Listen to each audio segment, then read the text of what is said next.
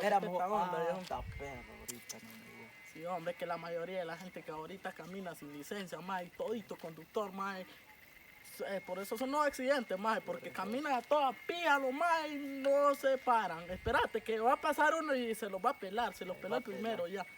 Pero ya viene un jugador. Puta, por aquí. ¿Qué le pasa? Digo, que me di vuelta así, no fue que me quise yo, ahí yo me iba parando. Y sin casco, qué bárbaro. Ya la velocidad, a kilómetro de velocidad. Me y lo robaron el casco. Enseñar. Vamos a enseñar. Vamos a hacer la prueba de alcohol.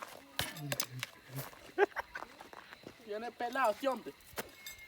No, si no tomé, solo me vi un 12. Los papeles de la moto. Ahí los traigo. ¿Dónde? Aquí los ando. Para enseñar. Solo escritura anda esa moto. Qué cagada.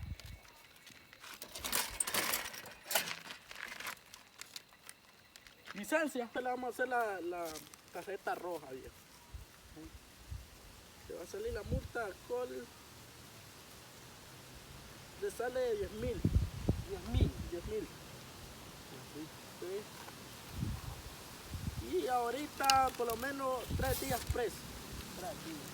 Tomado, no sabes cómo está ahorita. Ves, yo no sé casi tomar, pero como hoy ganamos el partido, entonces la emoción, los amigos míos, los brothers, entonces estábamos, me dieron una bicha, solo me vi un 12.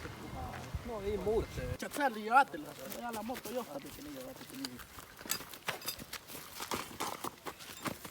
No, para acá, puro. No.